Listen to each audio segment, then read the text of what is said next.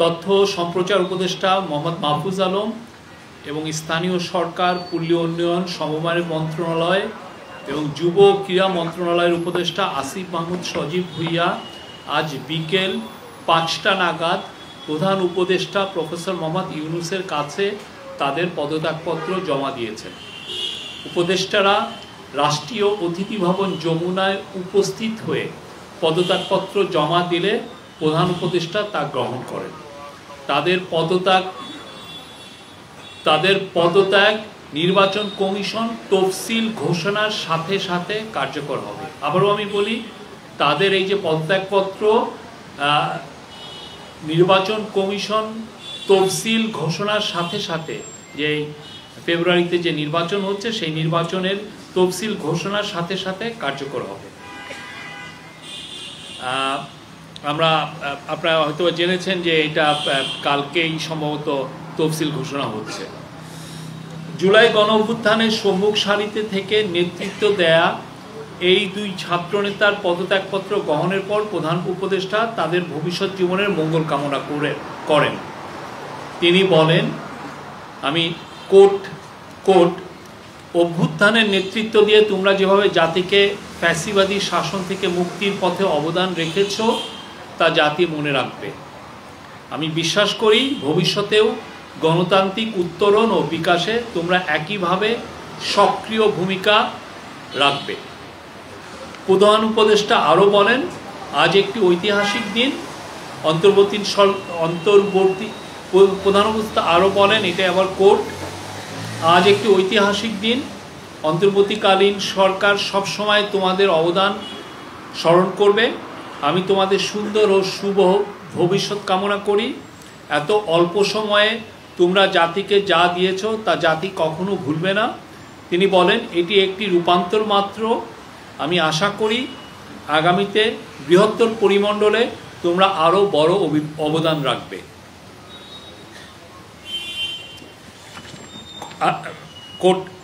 আবার নিজেদের কর্মের মাধ্যমে দেশের মঙ্গলে নিয়োজিত থাকার আহ্বান জানিয়ে দুই ছাত্রনেতার উদ্দেশ্যে প্রধান উপদেষ্টা আরও বলেন, সরকারে থেকে যে অভিজ্ঞতা তোমরা অর্জন করেছ তা ভবিষ্যৎ জীবনে অবশ্যই কাজে লাগাতে হবে।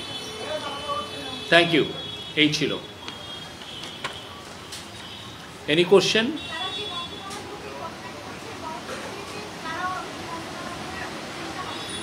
এই বিষয়টা পুরোপুরি প্রধান উপদেষ্টার এখতিয়ার। প্রধান উপদেষ্টা উনি এই বিষয়ে ডিসিশন নেবেন, আপনারা অতি শীঘ্রই জানতে পারবেন।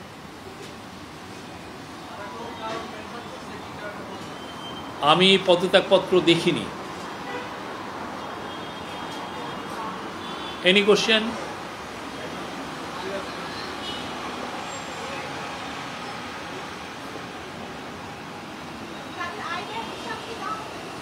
এগুলো আপনারা ওনাদেরকে যখন ওনাদের সাথে কথা বলবেন, আপনারা ওনাদের সাথে এই বিষয়ে আলাপ করবেন।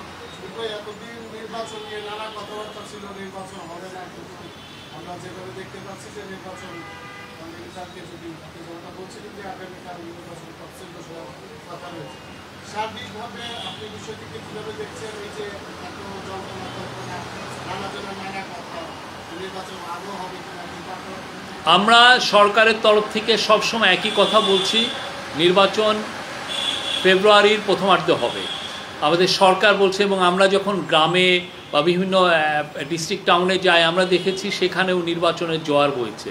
কিন্তু সমস্যা হয়েছে যে কিছু কিছু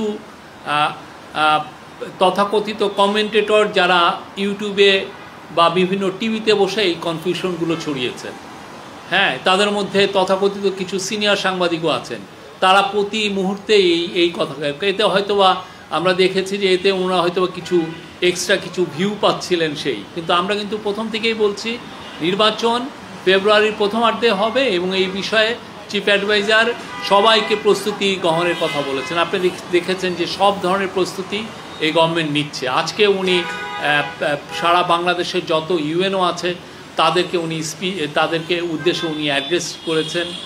উনি নির্বাচনের গুরুত্ব আবারও বলেছেন এবং এটা যে ঐতিহাসিক এবং স্মরণীয় নির্বাচন এই বিষয়ে সবাইকে বলেছেন যে এই বিষয়টা খেয়াল রাখতে হবে। আরেকটা প্রশ্ন হচ্ছে হানা ভোটের বিষয়ে আপনারা বলেছেন যে ব্যাপক প্রচার প্রচারণা চালানো হবে, কিন্তু আমরা এখনো পর্যন্ত সেভাবে যে গ্রামে গঞ্জে লোকজন জানতে পারছে যে এটা কি বিষয়, প্রচারণা কি শুরু হয়েছে নাকি?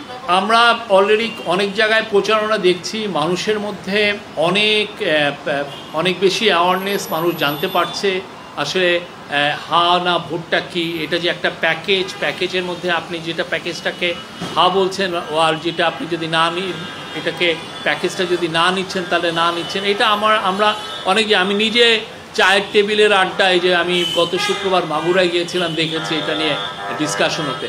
বাট আমাদের তরফ থেকে, গভর্নমেন্টের কালচারাল মিনিস্ট্রি, তথ্য সম্প্রচার মিনিস্ট্রি এবং অন্যান্য গভর্নমেন্টের যত উইং আছে, প্লাস ইলেকশন কমিশন, তারা এই বিষয়ে বিপুল উদ্যমে আমি বলবো যে তারা প্রচারণা চালাবেন। আমরা আশা করছি বাংলাদেশের প্রত্যন্ত অঞ্চলে যারা থাকেন তারা পর্যন্ত সবাই জানতে পারবেন এই গণভোটটা কিভাবে, কি কারণে করা হচ্ছে এবং কিভাবে এই হানা ভোটটা দিতে হবে।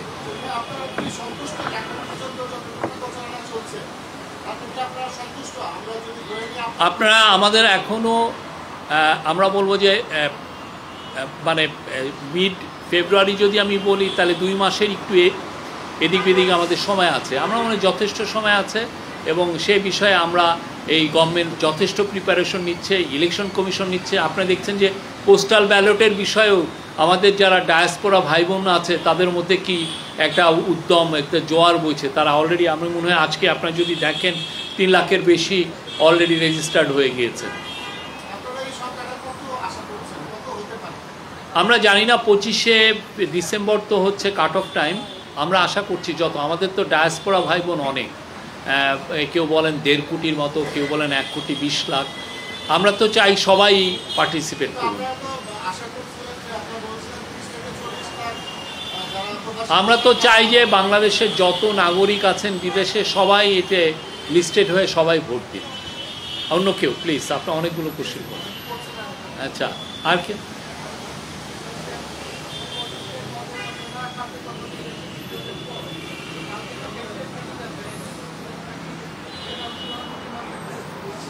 এই তাদের পদত্যাগপত্র এফেক্টিভ হবে হচ্ছে ইলেকশন তফসিল ঘোষণার সাথে সাথে। এখন ইলেকশন তফসিল ঘোষণা যদি কালকে সকালে হয়ে যায় তাহলে তো ওনারা পারবেন না, আর যদি এটা পরে হয় তাহলে ওনারা থাকতে পারবেন। এটাই আমি যেটুকু জানি আর কি। প্রবাসীদের জন্য নির্মাণ হচ্ছে দেশের প্রথম স্মার্ট সিটি, যেখানে থাকছে স্কুল, মসজিদ, হাসপাতাল, সুইমিং পুল, হেলিপ্যাড, জিম, পাঠাগার, সুপারমার্কেট, শিশু পার্ক সহ সকল নাগরিক সুবিধা। মালিকানা শেয়ার মাত্র 5 লাখ টাকা। প্লাটিনাম ইনভেস্টরদের জন্য ঢাকা বিমানবন্দরে ভিআইপি প্রোটোকল সুবিধা। বিস্তারিত জানতে যোগাযোগ করুন স্ক্রিনে দেওয়া হোয়াটসঅ্যাপ বা ইমো নাম্বারে।